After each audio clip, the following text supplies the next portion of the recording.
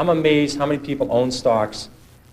They would not be able to tell you why they own it. They couldn't say in a minute or less why they own it. Actually, if you really press them down, they'd say, the reason I own this is the sucker's going up. I mean, that's the only reason.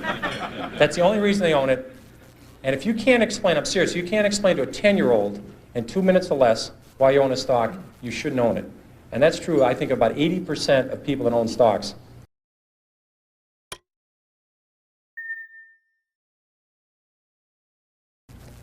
Thank you very much. It's a pleasure to be here. I love this town, and it's a thrill to be here with Jim Johnson, who did so much for Fannie Mae, and that was the greatest single stock in my life, and it's still my largest position. And anybody wants to talk after about how to make money, I'll tell them how to buy more Fannie Mae. And now I've added Freddie Mac to the list too. And Congressman Ed Markey, who went to Boston College and also Boston College Law School, and has done a great job in Congress for everybody in this country, but especially the people in his districts in Massachusetts. But the great honor is to have my wife Carolyn right here, my sweetheart, my great stock picker, who found legs and a bunch of other good stocks. So what I'm going to try and do today briefly is, I don't know what I'm supposed to do with this gavel. I've never had one of these things before. I'm going to try and say some words on the things I've used over the years when I was an amateur, when I ran Magellan. I still use today. I think they make sense. I think they make a lot of sense for investors, and I frankly think it's a tragedy in America that the small investor has been convinced by the media, the print media, the radio, the television media, that they don't have a chance. The big institutions with all their computers and all their degrees and all their money have all the edges, and it just isn't true at all. And when they're convinced, when this happens, when this occurs, people act accordingly. When they believe it, they buy stocks for a week, and they buy options, and they buy the Chile fund this week, and next week it's the Argentina fund, and they get results proportionate to that kind of investing. And that's very bothersome. I think the public can do extremely well in the stock market on their own. I think the fact that institutions dominate the market today is a positive for small investors. These institutions push stocks on usual lows, they push them on usual highs. For someone that can sit back and have their own opinion and know something about an industry, this is a positive. It's not a negative. So that's what I want to talk about. And the single most important thing to me in the stock market for anyone is to know what you own. I'm amazed how many people own stocks. They would not be able to tell you why they own it. They couldn't say in a minute or less why they own it. Actually, if you really press them down, they'd say, the reason I own this is the sucker's going up. I mean, that's the only reason. That's the only reason they own it. And if you can't explain, I'm serious, you can't explain to a 10-year-old in 2 minutes or less why you own a stock, you shouldn't own it. And that's true, I think, about 80% of people that own stocks. And this is the kind of stock people like to own. This is the kind of company people adore owning. This is a relatively simple company. They make a very narrow, easy to understand product. They make a 1 megabit SRAM, CMOS, bipolar risk, floating point, data I/O array processor with an optimizing compiler, a 16 dual port memory, a double diffused metal oxide semiconductor monolithic logic chip with a plasma matrix vacuum fluorescent display. It has a 16-bit dual memory. It has a Unix operating system, 4 whetstone megaflop polysilicon emitter, a high bandwidth, that's very important, 6 gigahertz, double metallization communication protocol, an asynchronous backward compatibility, peripheral bus architecture, 4-wave interleave memory, a token ring interchange backplane, and it does it in 15 nanoseconds of capability. Now, if you own a piece of crap like that, you will never make money. Never. Somebody will come along with more whetstones or less whetstones or a bigger megaflop or a smaller megaflop. You won't have the foggiest idea what's happened. And people buy this junk all the time. I made money in Dunkin' Donuts. I can understand it. When there was recessions, I didn't have to worry about what was happening. I could go there and people were still there. I didn't have to worry about low-priced Korean imports. I mean, I just didn't have, I can understand it. And you laugh, I made 10 or 15 times my money in Dunkin' Donuts. Those are the kind of stocks I can understand. If you don't understand it, it doesn't work. This is the single biggest principle. And it bothers me that people are very careful with their money. The public, when they buy a refrigerator, they get a Consumer Reports. They buy a microwave oven, they do that.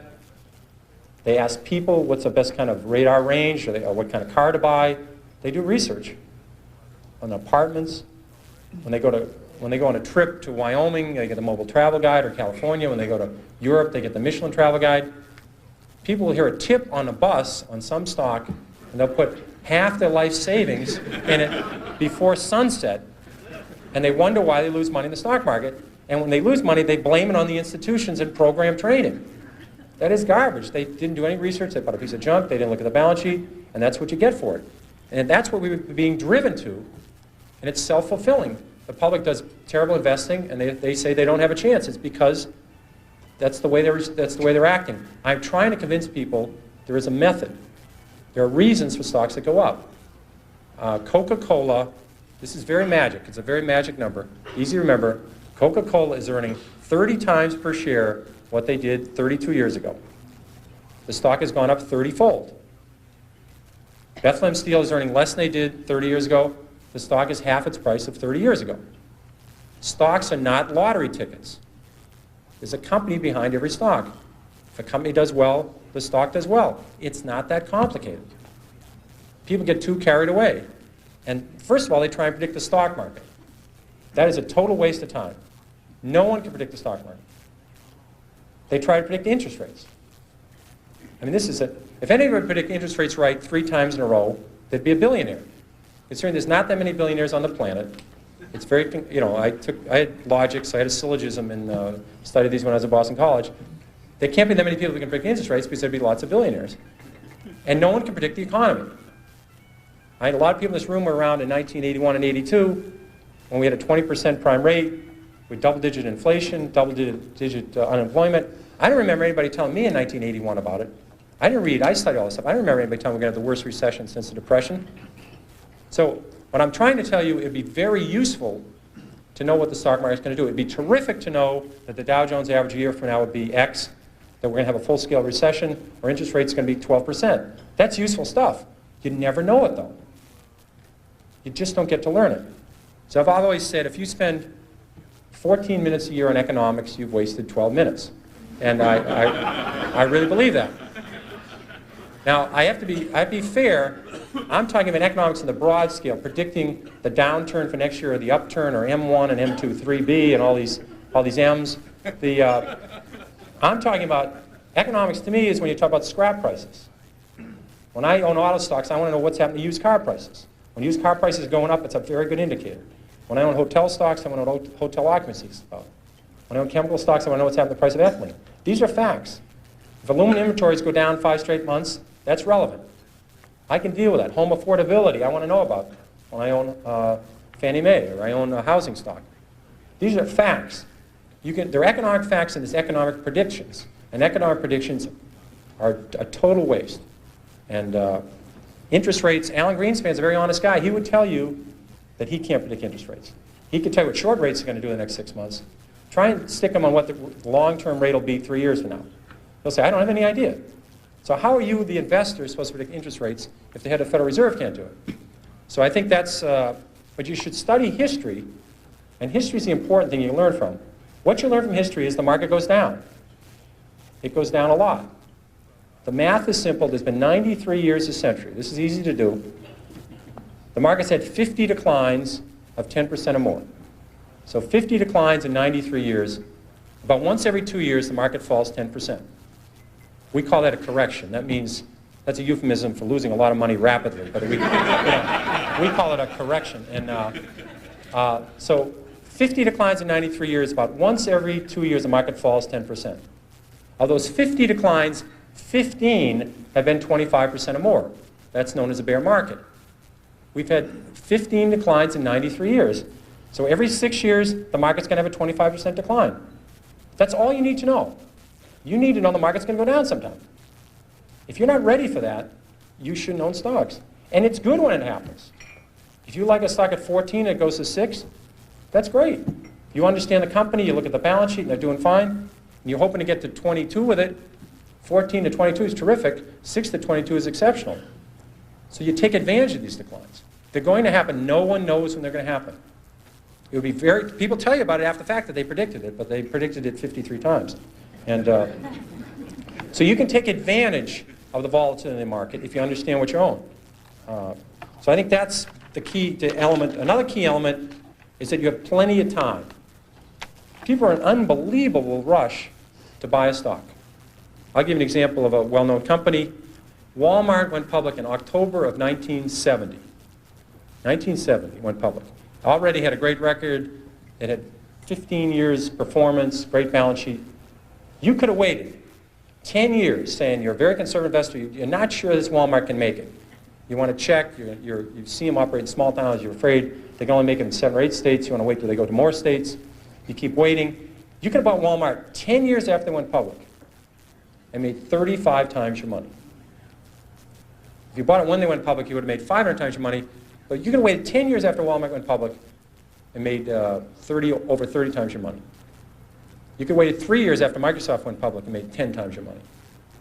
Now, if you knew something about software, I know nothing about software. If you knew something about software, you would have said, these guys have it. I don't care who's going to win, Compaq, IBM. I know who's going to win Japanese computers. I know Microsoft, MS-DOS is the right thing. You could have bought Microsoft. Again, I'm repeating myself. Stocks are not a lottery ticket. There's a company behind every stock.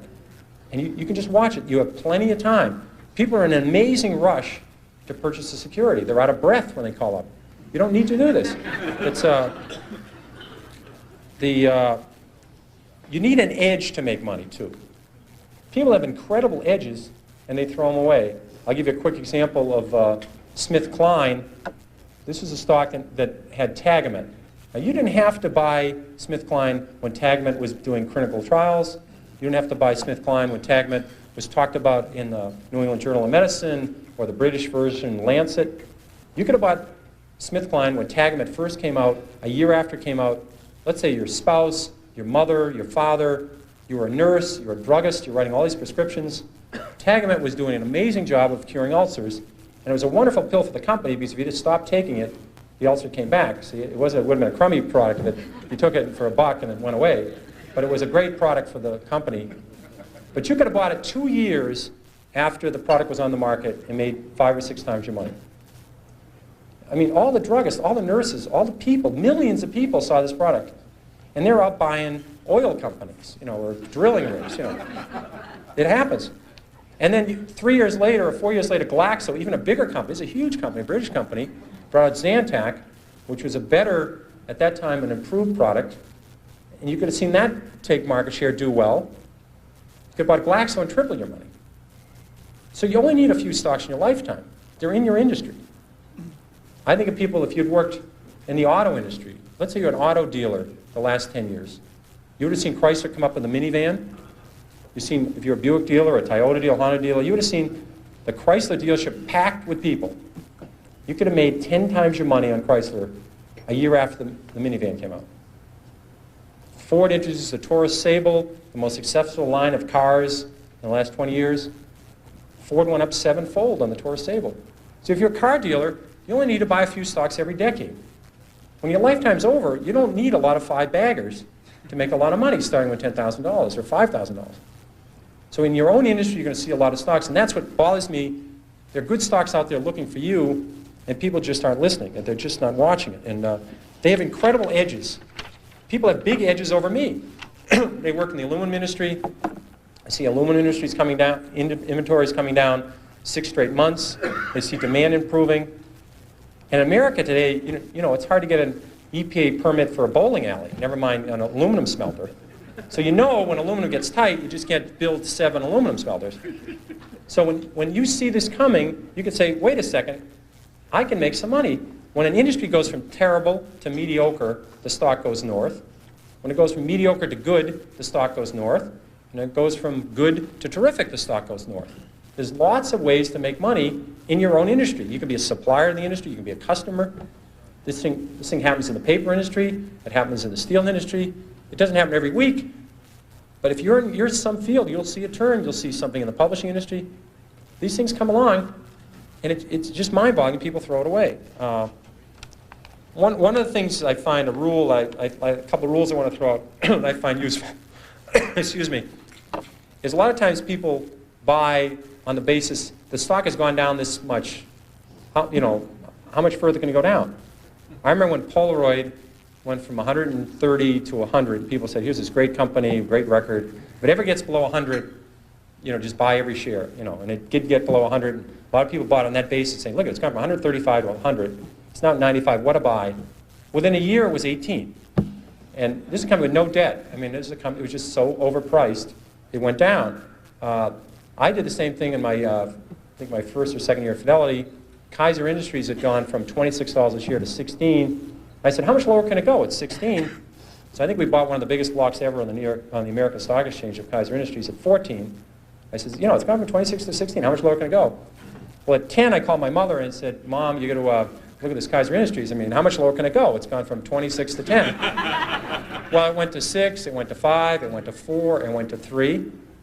And now, fortunately, this happened rapidly, or I would probably be still caddying or working at the Stop and Shop, but it happened fast. So I was able to, it was compressed. And at 3, I figured out, there's something very wrong here, because Kaiser Industries owns 40% of Kaiser Steel, they own 40% of Kaiser Aluminum, they own 32% of Kaiser Cement, they own Kaiser Broadcasting, they own Kaiser Sand and Gravel, Kaiser Engineers, they own Jeep, they own business after business, and they had no debt. Now, I learned this very early. This might be a breakthrough for some people. It's very hard to go bankrupt if you don't have any debt. It's tricky. Some people can approach that. It's a real achievement. But they had no debt, and the whole company at 3 was selling at about $75 million. At that point, it was equal to buying one Boeing 747. I said, there's something wrong with this company selling for $75 million. I was a little premature at 16, but I said, everything's fine, and eventually this will work out. And what they did is they gave away all their shares to their shareholders. They passed out shares in Kaiser Cement, they passed out shares in Kaiser Aluminum, they passed out their public shares in Kaiser Steel, they sold all the other businesses, and you get about $50 a share. But if you didn't understand the company, if you were just buying on the fact the stock had gone from 26 to 16, and then it went to 10, what would you do when it went to 9? What would you do when it went to 8? What would you do when it went to 7? This is the problem that people have, is they sell stocks because they didn't know why they bought it, then it went down, and they don't know what to do now. Do you flip a coin? Do you walk around the block? What do you do? Psychiatrists haven't worked so far. I've never seen them running in. The Psychological Psychiatry Fund, I've never seen listed for with the SEC to make it through as a mutual fund. So they haven't seemed to help. I've tried prayer. That hasn't worked. So if you don't understand the company, you have this problem when they go down. Eventually, they always come back. This one doesn't work either. People think RCA just about got back to its 1929 high when General Electric took it over. A lot of double knits never came back. Remember those beauties? Floppy disks, Western Union. The list goes on and on. People saying it'll come back. Well, it doesn't have to come back. Here's another one you hear all the time. It's $3. How much can I lose? I've had people call me up saying, I'm thinking of buying this stock at 3. How much can I lose? Well, again, you may need a piece of paper for this, but if you put if you put $20,000 in a stock at 50, or your neighbor put $20,000 at 50 into the stock, and you put $20,000 in at 3, and it goes to 0, you lose exactly the same amount of money, everything. And people say it's 3. How much can I lose? Well, if you put $1 million on it, you can lose $1 million. Just the fact that stock, this may be a reason to research a stock. The fact that stock is 3 down from 100 doesn't mean you should buy it. And in fact, short sellers, people that really make money in stocks, they don't short Walmart, they don't short Home Depot, they don't short the great companies, Johnson & Johnson. They short stocks down from 80 to 7. They'd like to short it at 16 or 22, but they figured out at 7 that this company is going to go to 0. They just haven't blown taps on this thing yet. It's going to 0. And they're selling it short at 7, they're selling it short at 6, at 5, at 4, at 3, at 2, at 1 1/4. And you know to sell something short, you need a buyer. Somebody has to buy the damn thing. And you wonder, who's buying this thing? It's these people saying it's 3. How much lower can it go? Now, here's a subject that you probably all talked about. Getting close. Getting close. All right, we'll drop that one out. It's getting very close, so everybody has to go somewhere. So the important thing is you can't get too attached to a stock. You have to understand there's a company behind it. You can't treat this like your grandchildren. You have to deal with the stock and say, I understand the company, and if it deteriorates, if the fundamentals slip, you have to say goodbye to it. If one rule you want to remember is, the stock does not know you own it. This is a breakthrough.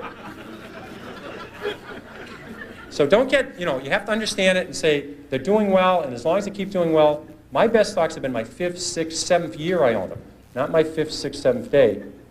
So you have to understand that and stay with it. And then I'll switch through to my, my long shots. Avoid long shots. I bought about 30 long shots in my life. I've never broken even on one. The ones that are really bad are what we call whisper stocks. And if Arthur Levitt was here, he'd appreciate these stories. But these are the times that somebody calls you up and say, "Hi, Peter. How's Carolyn? How are the kids? And I'd like to talk to you about International Buffett." And what they have in this company is very good about the earnings. Earnings going to be very, they're going to be big, small. $3, $1 share. And they keep whispering. They say, "What are you talking about? I don't understand it." And these are, now either they're so surrounded by people that are going to run out and buy this stock because it's so exciting, or they think the SEC's listening in. They'll get a shorter term. They'll get 6 months in the camp rather than 2 years in the camp. But whisper stocks don't work. And then I want to conclude with there's always something to worry about. If you own stocks, there's always something to worry about. You can't get away from it.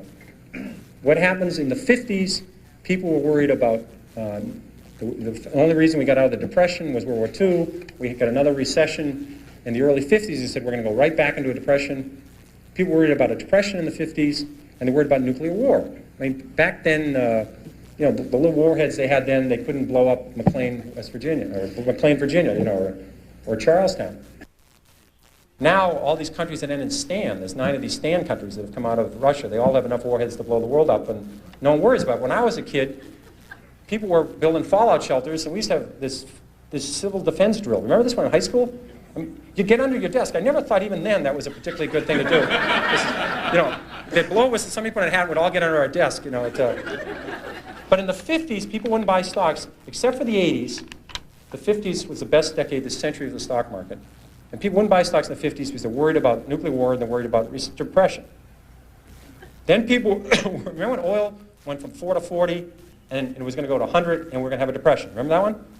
Well, about 3 years later, the same experts, now higher paid, oil's now at 10, and they said it was going to go to 4 and we're going to have a depression. And then the Japanese, remember how the Japanese were going to own the world? Remember that one? And that we're going to have a depression? And then about 2 years later, we're all worried about Japan collapsing. And this is the most absurd thing I've ever heard. There's a company with a 20% savings rate, incredible workforce, incredible productivity, and people were saying we're going to have a depression because Japan's going to collapse. And they had, on their prayer list, they loaded Mother Teresa and crippled children, and they were praying for Japan at night. It's unbelievable. I mean, the LDC debt. Remember the LDC debt? Remember that one? All these countries, all Chase had lent their net worth to Brazil, Chile, Peru, and all these other countries, and so and all the other countries. And LD said they were not going to pay it back, and we're going to have a depression. It always ends, and we're going to have a depression. Or the Great Depression. We're going to have the Great Depression. I never could quite understand that adjective in front of depression, but the Great Depression, or the big one. The big one's coming. But all these countries, and now I understand, these are called then they were called less developed countries. Now, we used to call them underdeveloped countries. Those are all wrong terms. Those are not politically correct. You have to call these emerging countries. You can't use less developed or underdeveloped because that's, in fact, the other day I heard the politically correct term for somebody that's overweight is laterally challenged. That's so there's always something to worry about, and the key organ in your body in the stock market is your stomach. It's not the brain. If you can add 8 and 8 and get reasonably close to 16, that's the only level of math you need to know. You don't know to need the area under the curve. Remember that quadratic equation and an integral calculus and the area under the curve? I mean, whoever cared what was under the damn curve? I mean, but you had to study this. You don't need this in the stock market. So all you have to know is you're going to see, it's always going to be scary. There's going to be always something to worry about. And you just have to forget all about it. Cut it all out and own good companies or own turnarounds. Study them and you'll do well. And that's all there is, and I'm ready for questions. Okay, thank you very much.